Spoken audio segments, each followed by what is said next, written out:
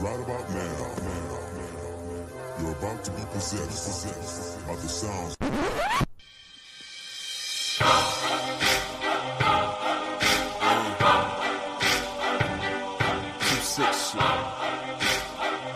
Yeah, I know what it is. Yes, sir. You little suckers, get get to talking, grabbing that walking, strapped to the pong. Come on, y'all. Y'all don't know nothing about that out there. That's that old Muggsy Malone from way back in 2000 and whatever it was. And I am hearing myself talk, not just in my headphones, but from my iPad. That didn't sound good. Anna, how are you doing, sir, ma'am? Sorry, ma'am. I'm good. How are you doing? I'm good. Okay. I'm okay. Good, Mike, aka Rocky Balboa. What is going on? Everything's good here. Well, not everything. The Phils, I don't know, after that Dodgers 2 or 3 in Philly, I mean, it's just been a downward spiral. I mean, they got a big win. They finally snapped. They just unloaded the bats yesterday against the Cubs. Big rubber match on ESPN tonight. So hopefully the fighting Phils will be coming out tonight and, getting back on the winning track. Yeah, that's that old weekend series from Friday, Saturday, and Sunday. So right, we wish the Phils the best, as long as they're not playing either the Twins or the A's, and I don't think they even play each other this year. So Phillies play the A's. I think the A's come to Philly. Oh wait, maybe I'm wrong. Everybody plays everybody, so at some point, yes. But matter of fact, the Phillies and Twins has made a trade. We traded Cody Clemens, Roger Clemens, son of the Twins. Oh, I don't know why. He was a solid tune player. Hate to see him go. Good luck to him, and hopefully you'll enjoy him out there in Minnesota. You traded him because we have no infield depth, and our rookie phenom got hit by a pitch in the arm on Friday, and it broke his forearm. So he's going to be out for with all the injuries and no infield depth, that's why we have Cody Clemens. It's a nice pickup. Yeah. All right, let's go ahead and get to it. Before we do that, we got to pay these bills. Thank you to Lake Crest Casino and Hotel. Are you looking for a relaxing getaway where you can play all day and escape the tedious grind of life? Then plan your getaway today or tonight or tomorrow or last week, or just go and do it, man. I'm telling you. You know why? Because they are Ardmore, Oklahoma's premier gaming destination, and let the winning begin. Featuring more than 1,000 of the latest games, plus an array of amenities, including an incredible restaurant, exceptional retail experiences, and a resort-style pool. Lake Crest offers everything you need for an unforgettable escape and a winning experience. Book your stay today, or again, tonight, or tomorrow, or next week. Man, just book it. And Lake Crest Casino Hotel. Visit LakeCrestCasino.com. Again, big day. That is LakeCrestCasino.com. Before we move any further, though, in the second segment, I did, and I know this is a baseball show, guys, but I had to talk a little bit about what Shedeur Sanders had to quote unquote endure over the NFL draft weekend. I just want to get y'all quick, maybe 30-second thoughts on the incident that took place with the defensive coordinator from the Atlanta Falcons and his son actually prank calling Shedeur and saying he was the GM Mickey Loomis from the New Orleans Saints, when it turned out, of course, that it wasn't. Mike, your real quick thoughts on that, man. I just think it's despicable. I mean, even if it was a prank or not, if a great talent, a Shedeur falling, I mean, it's sad to where he even fell, because I don't know. I think he's better than some of the quarterbacks who were taken before him. But kudos to the Cleveland Browns. I don't know why they didn't snag him earlier, in the draft. But he finally got drafted, and congratulations. And like I said, before we came on air, I think there should be some disciplinary action. Yeah, I don't know if that's going to happen. It's just a matter of the investigation and trying to determine or find out how the child or the kid, he's 21 years old, and I can't think of his name. I forgot it just that quick. But right. He got the phone number, and that's where they need to be dug into in terms of how that happened. What do you say to that, Anna? Well, it is sad. I mean, you feel bad for him. Like, already he was expected to be drafted so much higher and he fell. And I mean, that's all like him thinking he got drafted, like all the excitement, and then it's a prank call. Like, I just can't imagine how devastating that would be, for someone. That's just not something, you want to really be joking around about. Like, it's an exciting moment. And then for it to be that kind of a letdown, like, you can't not feel for him. So just disappointing that people like do that thinking it's funny. All right. Yeah, and at the end of the day, guys, I'm gonna take our names off because I don't want people to see our faces, our full faces. At the end of the day, think about it from this standpoint. The young man is going to have an opportunity to live out a lifelong dream. Right. I don't care if he's drafted in the first round or if he's drafted in the 50th round. And we know Major League Baseball has 40-something rounds. Right. And we've seen people drafted, even not drafted in the NFL, NBA, and the MLB make headway in their particular sport. So I think it's just it was a classist act on whoever orchestrated it, and then the person that actually did the calling. And then at the end of it, you can hear them saying, he actually bought it.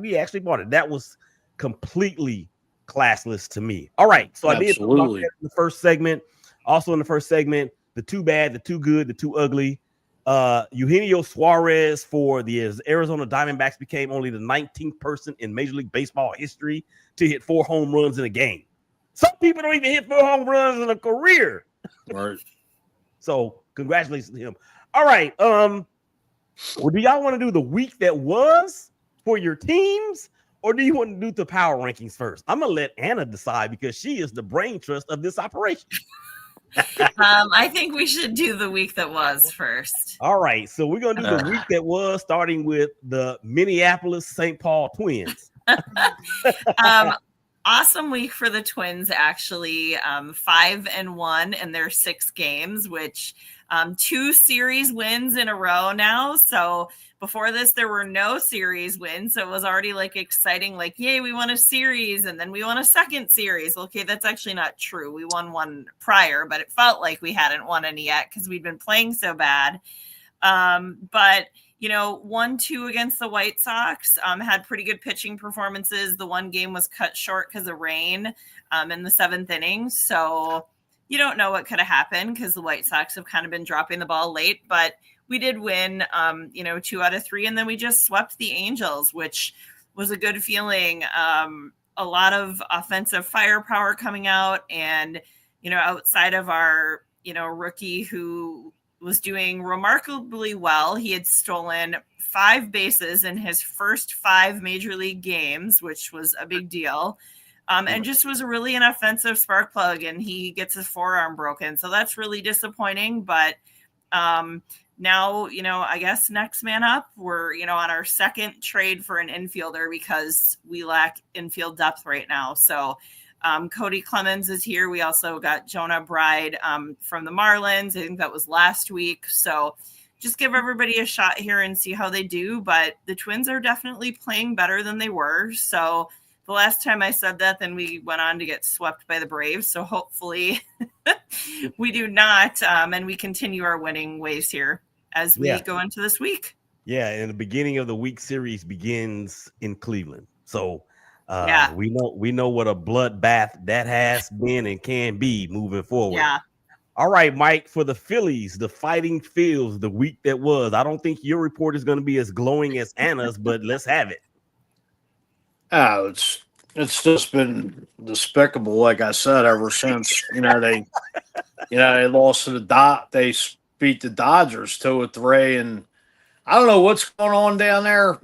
They unloaded the bats to beat the Cubs yesterday, 10-4. But they went on a road trip up to, I'm ready to say Shea Stadium, City Field, and the Mets just own the Phillies. Right. It seems like you go back to the London series when they played last year.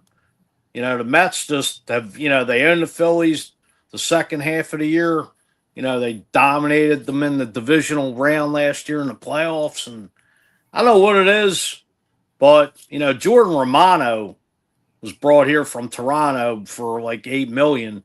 And here he's already blown 7 save opportunities. And Matter of fact, I believe the Phillies do have the most blown opportunities in baseball. And, to me, somebody's got to take the fall, whether it's Rob Thompson, Dave Dombrowski, fire Kevin Long, fire Caleb Cotham. I mean, there is some bright news of Ranger Suarez is due to come back, and that's a big shot in the arm, especially with this Phillies rotation, because last week Christopher Sanchez left the game early, and I know he's still being monitored, but hopefully they'll get on the right track and take 2 or 3 from the Cubs, and they'll get this thing turned around. It's April baseball, but the way this bullpen's hideous. Joe Ross is terrible. Jordan Romano, I'm ready to drive him to the airport. I mean, it's a joke. And, us Philly fans, we're not patient. Right. We'll love you. You better bring your lunch pail. We're ready to run you the hell out of this town. Man, I love Mike. All right, so before we actually get to the athletics, and what's funny is that I just had not really an argument, but it was a heated debate with my wife, who doesn't even watch baseball. She'll watch it because of me or when we were together, if we were at a game or something. But I was telling her how the A's are no longer in Oakland. She said, "What? When did that happen?" I said, "It just started this year." And then she says, "Well, so why aren't they? Are they the Vegas A's?" I say, "No, I call them the Sacramento A's." "Well, why you do that?" I said, "Because they're playing in Sacramento."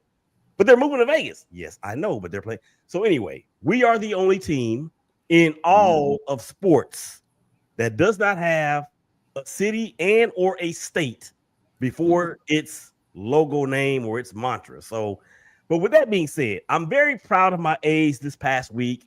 And on Sunday, a walk-off 2-run home run by Mr. Luis got us the victory against the Luis Urias against the those dreaded White Sox. But a win is a win is a win. But here's the thing, though.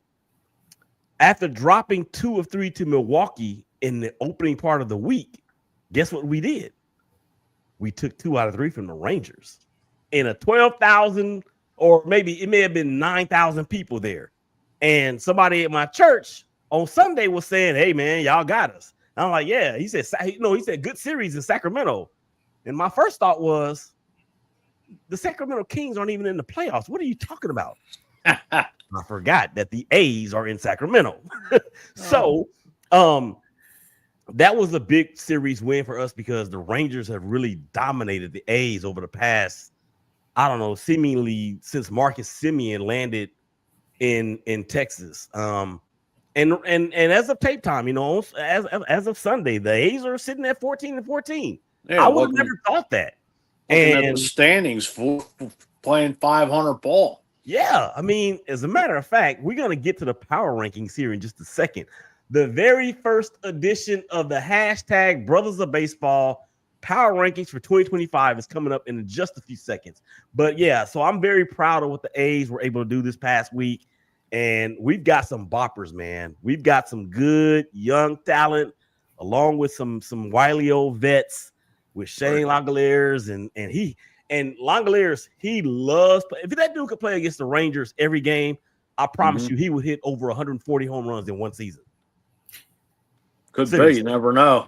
Just keep throwing that BP to him. And I love it, especially when we beat the Rangers. Any team Texas, I'd never root for, and that's odd considering that I am based where? Right out of Dallas.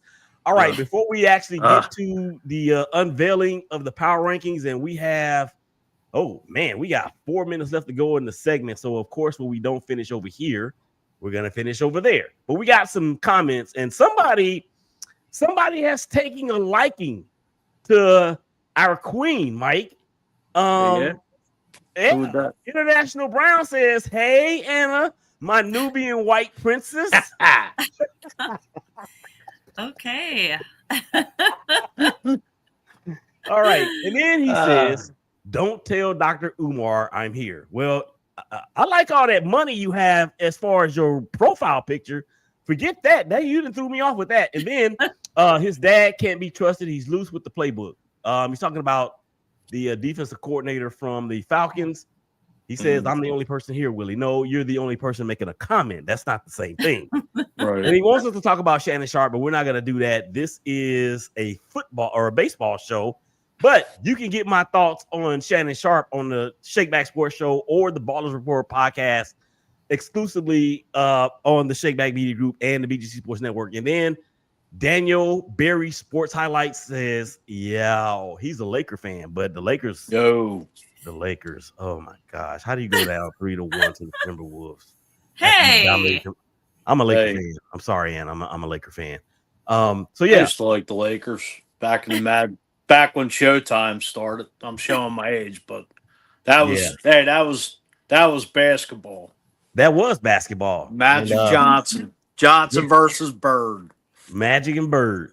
Absolutely. They single-handedly saved the NBA, and I'll say that. But that's another story for another day. Okay, Big Day is going to be playing this our sounder in the background. It is the first edition of the 2025 hashtag Brothers of Baseball Show Power Rankings. And how that goes is top 5 AL, top 5 NL, hashtag just a bit outside in both leagues. I call it hashtag Jabo. And then we have the top 10 in the majors. So let's start with the princes, the Nubian princes, the white Nubian chocolate queen. Nubian princes. Not you, Mike. That would be Anna. Okay. No, I said the Nubian queen. Yeah, yeah. So let's start there and go ahead and run down your top 5 in the American League. I have Tigers, Yankees, Rangers, Mariners, Red Sox. So is that top to bottom or bottom to top? Top to bottom. So Tigers at 1, Red Sox at 5. Okay, so repeat the 1 through 5 for me again. So 1 is Tigers, 2 is Yankees, 3 is Rangers, 4 is Mariners, and 5 is Red Sox. All right. Interesting. Okay, Mike, I'm glad you said that because I was going to ask you your thoughts on Anna's top 5. The very first top I don't 5. have the Yankees or the Red Sox in mind. That's Okay. because of personal feelings, Mike. You got to put that stuff aside, man. Oh, it's a northeastern part of the country thing. Right. We don't like Boston and we don't like New York. Right. Well, I know you guys take the Mets, but that's another story for another The day. Mets. I mean, yeah, I meant the Mets. The Mets, the Mats, the Mucks, whatever you want to call them. I know y'all don't like them, and I feel the same way about the Yankees. Oh, they don't like us either. But I'm not a Yankee ain't no love fan, lost let's be between Philly clear, and New but- York. Yeah, exactly. All right. We're going to wind down the end of the second segment. Mike's going to come back on the other side of the break and give his top 5, Anna's going to give her just a bit outside for the AL. Mike's going to give his top 5. I'm going to give my top 5, and then we're going to continue to roll before we get to the hashtag look ahead. So for Anna, for Rocky Balboa, a.k.a. Mike Fuji, this is Willie. Y'all come on back and holler at us.